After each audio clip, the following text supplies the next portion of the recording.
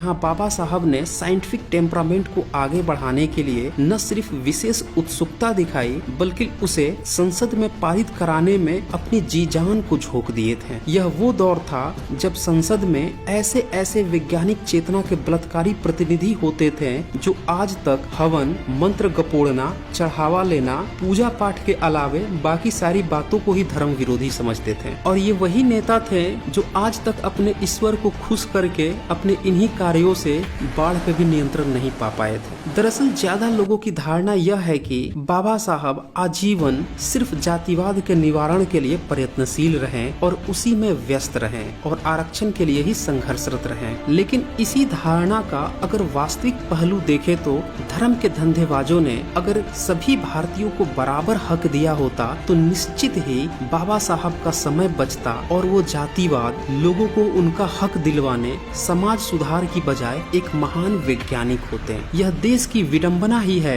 कि एक वैज्ञानिक को अपनी नौकरी छोड़कर समाज सुधार में उतरना पड़ा। DS4 बामसेफ VSP का गठन करके सामाजिक व राजनीतिक आंदोलन खड़ा करना पड़ा जिसे दुनिया आज मान्यवर काशीराम के नाम से जानती है। वे DRDO के वैज्ञानिक थे। अगर उन्हें भी पग पग पे जाति सूचक शब्दों, सामाजिक विषमता का सामना न करना पड़ता तो एक और प्रतिभा DRDO में बनी रहती और संभवतः रक्षा अनुसंधान के क्षेत्र से एक और महान वैज्ञानिक भारत को मिलता। लेकिन सवाल यह है कि भारत में बड़े आविष्कार क्यों नहीं होते? भारत के वैज्ञानिक भारत में रहकर कोई ऐसा अनुसंधान क्यों नहीं कर पाते हैं कि वे नोबेल पुरस्कार या इस तरह के वर्ल्ड लेवल का कोई पुरस्कार के हकदार हों? दरअसल यहाँ पे कदम कदम पे प्रतिभाओं को जातीय, सांप्रदायिक, भाषाई, क्षेत्रीय भेदभावों का सामना करना पड़ता है। जो प्रतिभा यहाँ वैज्ञानिक हो सकती थी उस प्रतिभा को भी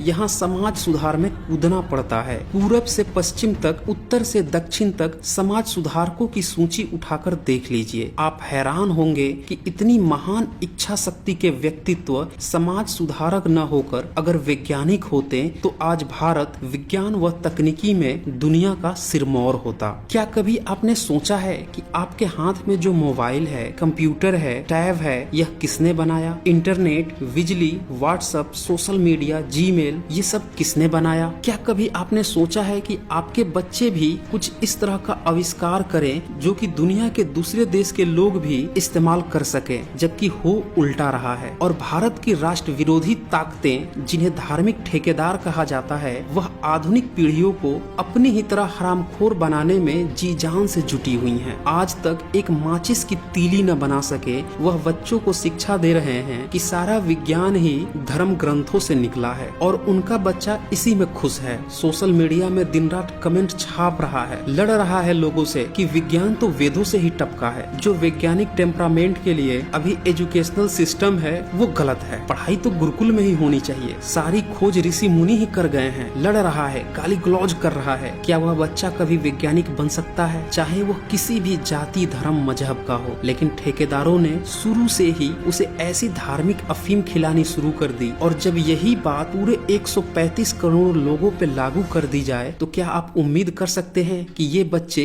वैज्ञानिक बनेंगे? आज जो खुद को राष्ट्रवादी बताते हैं, सीमा पे जवान मर रहे हैं, इसकी गाथा गाए जा रहे हैं, लेकिन क्या वो बताएंगे कि उन जवानों को लड़ने के लिए, उनकी सुरक्षा के लिए जो हथियार, जो उपकरण चाहिए वो कैसे बनेगा? वेद मंत्र पढ़ के बनेगा? अब तक कितना इनने बनाया है। आज चाहे गोला बारूद हो, बंदूक हो, फाइटर जेट हो या लड़ाई के कोई भी उपकरण, इसके लिए हम विदेशों पे निर्भर हैं। जरा सोचिए, अगर वही विदेशी आपके देश में घुस आए तो आपके पास अपने को बचाने के लिए क्या हथियार होंगे? जिन्हें यही बात समझ में नहीं आ रही कि मंत्र गपोड़ने, पूजा पाठ करने, नमाज पढ़ने, प्रेयर करने ये निजी प्रैक्टिसेस हैं। इसका किसी भी ईश्वर अल्लाह गॉड से कुछ भी लेना देना नहीं। जिन्हें यह छोटी बात भी नहीं समझ में आ रही कि ईश्वर अल्लाह गॉड को मानना ही अपने आप में अंधविश्वास है। क्या आप उनसे साइंटिफिक टेम्परामेंट और उन्हें वैज्ञानिक बनने की उम्मीद कर सकते हैं? आज भारत की लड़कियां जो पढ़ लिख रही हैं उन्हें ये तक नहीं पता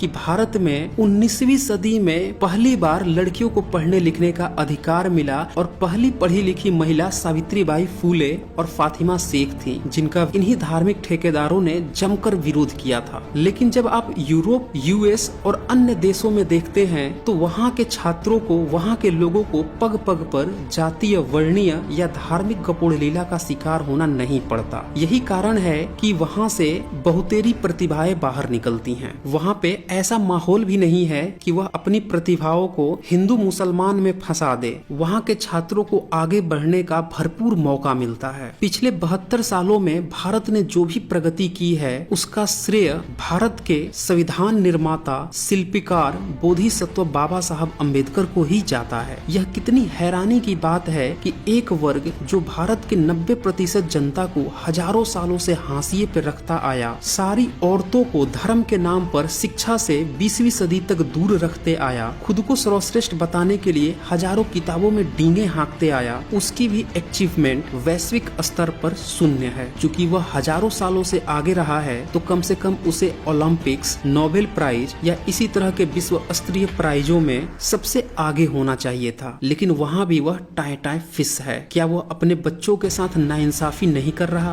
क्योंकि इन सारे अचीवमेंट को पाने के लिए साइंटिफिक टेम्परामेंट की जरूरत होती है और वह उसी की ही हत्या कर देता है। यह कितनी हास्यप्रद बात है जिस सम्यक संस्कृति ने भारत को नालंदा, तक्षशिला, विक्रमशिला जैसे 70 से ज्यादा विश्व स्तरीय विश्वविद्यालय दिए, जिसके कारण भारत विश्व गुरु कहलाता था, उसी संस्कृति की हत्या करके भारतीयों को अनपढ़, अशिक्षित, नीच बनाकर गुलाम बनवा दिया गया। और यही वो लोग थे जो बाबा साहब के राष्ट्र निर्माण के सपनों की हत्या में जी जान से जुटे रहे हैं। नतीजा यह है, अब तक जितने भी नोबेल प्राइज मिले, चाहे वो 1930 का डॉक्टर चंद्रशेखर वेंकट रमन का हो, 1960 में डॉक्टर हरगोविंद खुराना का हो, 1983 में सुब्रमण्यम चंद्रशेखर का हो या 2009 में वेंकट रमन राधा कृष्णन, टेक्निकल क्षेत्रों में यह नोबेल प्राइज कभी भी इनको भारत रहते हुए नहीं मिला। यहाँ तक कि अर्थशास्त्र के नोबेल पुरस्कार विजेता अभिजीत बनर्जी और अमर्त्य सेन भी भारत में रहते हुए यह पुरस्कार नहीं पा सके। ये सभी भले ही भारतीय मूल के हों, लेकिन भारत में अनुसंधान की कोई व्यवस्था न तब थी न अब है। हाँ, यही लोग जब दूसरे देशों में गए तब इनका टैलेंट सबके सामने आया, क्योंकि वहाँ पे इस तरह की माहौल बनाई गई है। आज भी ऐसे कई प्रतिभाएं ऊंचे ओहदों पर विदेशों में काम कर रही है। जरा सोचिए, ये प्रतिभाएं भारत में क्यों नहीं काम कर रही है? क्योंकि आपने कभी भारत में ऐसा इन्वायरमेंट ही नहीं बनाया। आपने अपने बच्चों को दिन रात हिंदू मुसलमान एक दूसरे का विरोध करना, इसी में उलझा कर रख दिया। कभी न तो आप खुद आगे बढ़े और न ही दूसरों जो पिछड़े हैं, जो दलित हैं, उनको भी आगे बढ़ने की कोशिश किए। संविधान लोकार्पित करते समय बाबा साहब ने कहा था, जातियां राष्ट्र विरोधी तत्व हैं। आज राष्ट्रवाद की दुदुम्भी बजाने वालों के लिए यह दिशा निर्देश संदेश है कि जातियां राष्ट्र विरोधी ही तत्व हैं। एक देश, एक राष्ट्र, एक भाषा,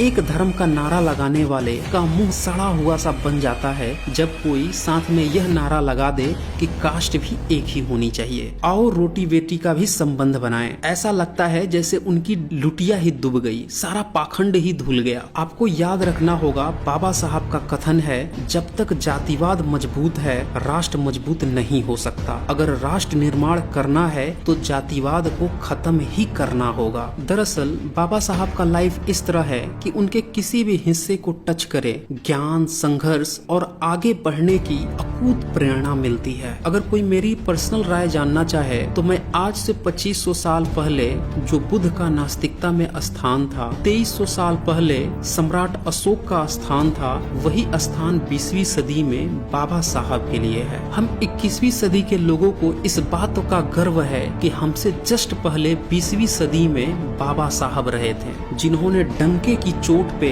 भारत के 90% जनता और समस्त भारतीय औरतों को उनका अधिकार दिलाया था। जब वह संविधान की रचना कर रहे थे तब उन्हें पता था कि आरक्षण से SC/ST वर्ग को भागीदारी में वो आगे ला सकते हैं, लेकिन एक ऐसा भी वर्ग है जिसे पता ही नहीं है कि वह शूद्र है, जिसे आजकल हम लोग OBC कहते हैं। उसके लिए भी उन्होंने संविधान की आर्टिकल 340 में वह हक दिया। आज यह भले ही खुद को उच्च समझ रहा हो, जनरल के करीब समझ रहा हो, लेकिन भविष्य में जनरल वर्ग इसका पूरा का पूरा अधिकार खा जाएगा। यह यह उनकी दूरदर्शिता ही थी कि उसके लिए विवाह आरक्षण की व्यवस्था उसी समय कर गए थे, जिसके पावर का इस्तेमाल 1992 में किया गया और तब ओबीसी को फिर से उनका हक दिलाया गया। जाते जाते बाबा साहब ने भारत की मूल संस्कृति सम्यक संस्कृति को अंगीकृत कर लिया था और अंगीकृत करते हुए उन्होंने 22 प्रतिज्ञाएं की थी। उस पर भी आप एक नजर डाल लीजिए। आज बस इतना ही। धन्यवाद।